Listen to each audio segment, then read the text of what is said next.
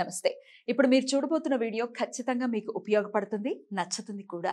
మరి మీకు నచ్చిన విషయం నాకు తెలియాలి అంటే ఈ వీడియోని మీరు లైక్ చేయాలి, షేర్ చేయాలి, అలాగే మన ఛానల్ని సబ్స్క్రైబ్ చేయాలి. మీ సపోర్ట్ని నాకు అందిస్తారు కదా. ఓకే, ఇప్పుడు వీడియోని స్టార్ట్ చేద్దాం. నమస్తే, వెల్కమ్ టు అవర్ ఛానల్. నేను పద్మిని. ప్రస్తుతంతో పాటు ప్రముఖ ఆధ్యాత్మికవేత్త, గోల్డ్ మెడలిస్ట్ ఇన్ ఆస్ట్రాలజీ, అలాగే లలిత ఉపాసకురాలు శ్రీమతి ఆకెళ్ల శ్రీలక్ష్మి గారు మనతో పాటు ఉన్నారు. మాట్లాడదాం. నమస్తే అక్క. నమస్తే పద్మిని. అక్క, పేర్లు పిల్లలకి పెట్టుకునే విషయంలో రకరకాల తప్పిదాలు అనేవి మనం సర్వసాధారణంగా చూస్తూనే ఉన్నాం. అంటే పేరు అనేది ఎందుకు అసలు ఉంది? ఆ నామ జపం జరగటము, ఈశ్వర ధ్యానం జరగటము ఖచ్చితంగా కదా, దాని ఉద్దేశంతో పేరు రావటం అనేది జరిగింది.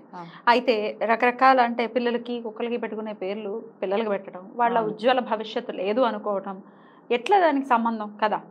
టింకు, బుచ్చి, బుజ్జి పాపం బుజ్జిగానే ఉంటుంది, పెద్దగా అవరు. ఎట్లా ఇది మార్చుకోవాలి? నిక్ నేమ్స్ కాకుండా నిక్ నేమ్స్ అయినా దేవుడికి సంబంధించిన నామాలు గనక ఉంటే ఖచ్చితంగా ప్రోగ్రెషన్ అనేది ఉంటుంది. ఇది లాజికల్లీ మనం ఆలోచిస్తే ఎస్ కదా. అవును. ఇలా కాకుండా అసలు ఏంటేంటో పేర్లు పెట్టుకోవటం, వాళ్ళ జీవితాలు బాగుండట్లేదండి అని అనటం, ఎట్లా చూడాలక్క? దీన్ని ఏం మార్చుకోవాలి అసలు? ఇప్పుడున్న మన దానికి కలో నామ సంకీర్తనం. మనకి కలియుగంలో నామజపం, నామ సంకీర్తనం ద్వారా ముక్తి లభిస్తుంది అని జరుగుతుంది, మనకి చెప్పడం అనేది జరుగుతుంది. సో అశ్వమేధాలు చేయాల్సిన అవసరం లేదు, నామజపం చాలు. అందుకని పూర్వం నుంచి మనకి ఏం చెప్పేవారు? అసలు భారతాలు చేసేటప్పుడు కానీ ఇంట్లో ఎవరిని అడిగేవారు? తండ్రిని లేదా గురువుకి, ఈ ఇద్దరికే పేరు పెట్టే అధికారం. అంటే ఇప్పుడు తన బిడ్డకి పేరు పెడుతున్నప్పుడు నాన్నగారు ఏం పేరు పెట్టమంటారని కానీ, గురువు గారు ఏం పేరు పెట్టమంటారని కానీ పూర్వం అడిగేవారు. గురువే పెట్టాలి. ఎందుకంటే ఆ పుట్టిన యొక్క శిశువు సమయము, దాని జాతకము, ఆ యొక్క నక్షత్రాన్ని బట్టి ఏ పేరు పెట్టాలి, ఏ నామం వల్ల ఆ పేరు పెట్టడం వల్ల, ఆ నామధ్వని వల్ల, ఆ నామాన్ని మనం ఉచ్చరించడం వల్ల మనకి, ఆ నామం ద్వారా పుట్టిన శిశువుకి కూడా భవిష్యత్తులో వృద్ధి పొందడానికి ఎలాంటి పేరు పెట్టాలి అనేది గురువు నిర్ణయించడం అనేది జరిగేది. కానీ ఇప్పుడు రోజుల్లో అలా ఏమీ లేదు. అదే ఇప్పుడు పూర్వం అంటే ఎందుకు అనేవారంటే, మనకి పొలాల్లో పని చేసుకునేవాళ్ళు కానీ ఎవరి దగ్గర నుంచి అయినా, ఏమంటే మాకు అబ్బాయి పుట్టాడు, ఎప్పుడు పుట్టాడు? సాయంకాలం పొద్దు వెళ్తుండగా పుట్టాడు, లేదా పొద్దునే పొలాలకు వెళ్ళే టైంకి పుట్టాడు, మధ్యాహ్నం పుట్టాడు, ఇలా ఒక లెక్క ఉండేది. నాకు తెలిసి నేను చిన్నప్పుడు మాకు రిక్షావాడు ఉండేవాడు. చిన్నప్పుడు ఉంటే టైం ఎంత అయింది అని చెప్తే కరెక్ట్గా ఆకాశంలోకి చూసి చెప్పేవాడు. అతను చెప్పే టైంకి నిజంగా మనం వాచీలో చూసినప్పుడు, నేను 6th 7th చదువుకునేటప్పుడు, ఇది నిజం యథార్థం, చూసినప్పుడు నిజంగా టైం చూస్తే ఒక్క 2-3 నిమిషాలు కానీ పెద్ద తేడా ఉండేది కదా.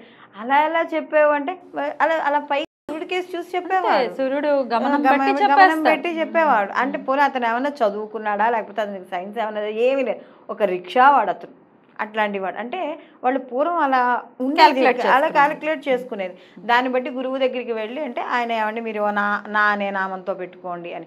మనకి అలాగే బారసాలు చేసేటప్పుడు కూడా మనకి ఎవరైతే బ్రహ్మ ఉన్నారో ఆయన నామ నక్షత్రం అని, మాస నక్షత్రం అని, సంవత్సర నామం అని, ఇలా మనకి దానికి సంబంధించిన నామంతో వచ్చే పేరుని చివరికి వ్యవహారిక నామం అని పెట్టడం అనేది జరిగేది. ఇప్పుడు ఏం చేస్తున్నారు? మొత్తం వ్యవహార నామం కాకుండా మిగతా నామాలన్నీ ఏదో ఆయన చెప్తే, ఆహా ఇప్పుడు సామెద ఏం పెట్టుకోవాలి, అప్పటికప్పుడు ఏదొస్తే అది పెట్టేయడం అయిపోతుంది.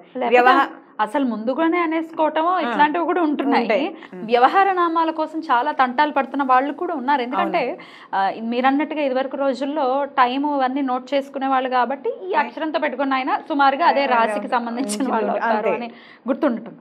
ఇప్పుడు అన్నీ తెలిసినా ఇంకా అక్షరం మీదే బేస్ అయ్యి, ఇప్పుడు జా మీద వచ్చింది అనుకోండి, ఏం పేర్లు పెడతారు? మామూలుగా ఏదో మీద జానకి, జానకి అనో ఝాన్సీ అనో ఇట్లాంటివేవో పేర్లు ఉంటాయి. కానీ అబ్బాయిలకి విచిత్రమైన పేర్లు వస్తూ ఉన్నాయి పాపం. అవి ఏంటినైనా దాని అర్థం ఏంటి అంటే ఒక్కోసారి కొంతమందికి నోరు కూడా తిరగట్ల పేరు పెట్టిన వాళ్ళకే తిరక్క చివరికి వచ్చి టింకు, చిట్టు, బుజ్జి అని పిలుచుకుంటున్నారు. వాళ్ళు ఏమవుతున్నారు అసలు నిజంగా అంటే ఇది ఎవరిని ఆక్షేపించడం విషయం కాదు, ఇది మన పిల్లలు శ్రేయస్ కోరి మనం మాట్లాడచ్చు, తప్పలేదు. ఇప్పుడు ఆక్షేపించడం అని మీరు అంటున్నారు కదా, వాళ్ళ శ్రేయస్ కోరే చెప్తున్నాం ఇది కదా, బాధపడద్దు తర్వాత, ఇప్పుడు మార్చేసుకుంటే బెటర్ అంతే. ఎందుకంటే ఇప్పుడు మీరు ఏదైతే మీ పిల్లలకు ఒక భగవన్నామాన్ని పెట్టారో ఆ నామంతో పిలవండి, ఏవేంటి. ఎగ్జాక్ట్లీ. ఆ నామంతో పిలిస్తే పిలిచిన నామం యొక్క ఫలితము ఉంటుంది. పిల్లలకి అది అలవాటు అవుతుంది ముందర, ఇది నా పేరు. కొంతమంది నేను చూసిన, అబ్బా ఈ పేరు పెట్టావా, మీ నాయనమ్మ పేరు నాకెందుకు పెట్టావు, మీ అమ్మ పేరు నాకెందుకు. పిల్లల్లో కూడా నాకు పేరు మార్చు, నాకు ఇంకో పేరు పెట్టు, నాకు ఈ పేరు మా ఫ్రెండ్స్ ఏడిపిస్తున్నారు. నేను చూశాను ఈ మధ్య కాలంలో పిల్లలు ఎదిగిన తర్వాత, అంటే ఓ 7th 8th వచ్చిన తర్వాత వాళ్ళకి పిల్లలు నామోషిగా ఫీల్ అవుతున్నారని చెప్పి వాళ్ళని ఆ పేర్లు మార్చేసుకున్న వాళ్ళు చాలామంది ఉన్నారు. అయ్యో, అలా అసలు శాస్త్ర ప్రామాణికం కాదేమో. అసలు పేర్లు అసలు బారసాల్లో ఏదైతే మనకి అక్కడ ఆ రోజు ఏదైతే పేరు పెట్టారో ఆ పేరే శాశ్వతం. నాకుంది, నాకు మా మామగారు పేరు పెట్టారు, నా పేరు మరి చెప్పుకోకుండా హాయిగా చెప్పుకుంటాను. నా సర్టిఫికెట్లో శ్రీలక్ష్మి నరసింహాంబ అని ఉంటుంది, మా మామగారి పేరు నరసింహాంబ.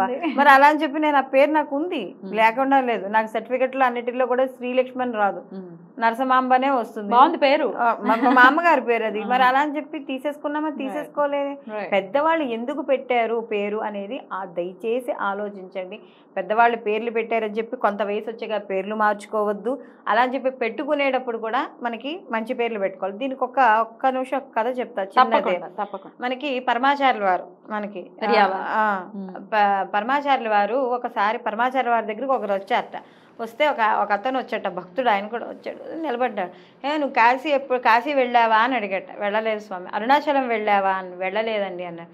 చిదంబరం వెళ్ళావా అని, వెళ్ళలేదు. సరే, మధురై వెళ్ళావా, వెళ్ళలేదు. పోని కన్యాకుమారి వెళ్ళావా, వెళ్ళలేదు. ఎక్కడికి వెళ్ళినా వెళ్ళలేదని. సరే పో, ఈరోజు నువ్వు అన్నీ చూసేసావా అన్నట్టు స్వామివారు. ఓ నిమిషం భక్తుడికి అర్థం కాలేదు, ఏమిటి స్వామివారు ఇలా అన్నారు అంటే, అక్కడ స్వామివారు సరే ఇక్కడ వచ్చిన వాళ్ళందరూ ఒకేసారి వచ్చారు అంటే, ఎలా నువ్వు అన్నీ చూసేసావంటే ఎలా అంటే, అదే ఆయన పేరేమో కాశీ, ఈయన పేరేమో చిదంబరం, ఆవిడ పేరేమో కన్యాకుమారి, ఆవిడేమో మీనాక్షి, ఇలా ఆయన చెప్పుకుంటూ వచ్చారట. వచ్చేటప్పటికి ఇక్కడ మనకి ఏమవుతుందంటే, ఆ పేర్లు నామాలు ఒకేసారి ఆ పేర్లు గల వాళ్ళందరూ అక్కడికి రావడం, అతను ఉచ్చరించడం ఆ పేర్ల వల్ల. అంటే ఇందాక నేను మీకు ఫస్ట్లో చెప్పాను, మనకి కలో నామ సంకీర్తనం అని చెప్పి, మనకి ఏదైతే ఈ కలియుగంలో ఈ కలి ప్రభావం ఉన్న సమయంలో మనం ఈ నామాన్ని ఏదైతే ఉచ్చరిస్తున్నామో, ఈ భగవన్నామాలు, అంటే కొంతమంది చూడండి శ్రీశైలం అని పేరు పెట్టుకుంటారు కొంతమంది. మరి శ్రీశైలం మల్లికార్జున స్వామి కదా, కానీ పేరు శ్రీశైలం ఎందుకని ఉంది అంటే, కొంతమంది పుణ్యక్షేత్రాల పేర్లు, కొంతమంది నదులు అంటే గంగా, యమున, సరస్వతి, ఇలా నదుల పేర్లు పెట్టుకుంటారు కొంతమంది. కృష్ణ, ఇలా మన కృష్ణా నది ఉంది, కృష్ణా నది పెట్టుకుంటున్నాం కదా. అంటే ఇవన్నీ ఏంటంటే నామస్మరణ చేయడం ద్వారా ఆ పిల్లలు కూడా వృద్ధిలోకి రావడం అనేది జరుగుతుంది. కాబట్టి ఇలాంటి పేర్లు పెట్టుకోవడం వల్ల మీకు మోక్ష మార్గం, మీ పిల్లలకు కూడా భవిష్యత్తులో ఉజ్వలమైన భవిష్యత్తు రావడానికి ఎక్కువ అవకాశాలు ఉంటాయి. కాబట్టి పేర్లు పెట్టుకునే విషయంలో దయచేసి తల్లిదండ్రులందరూ గమనించగలరు. తప్పకుండా అక్క, తప్పకుండా చాలా చక్కటి విశ్లేషణ అందించారు. Thank you so much. నమస్తే. నమస్తే.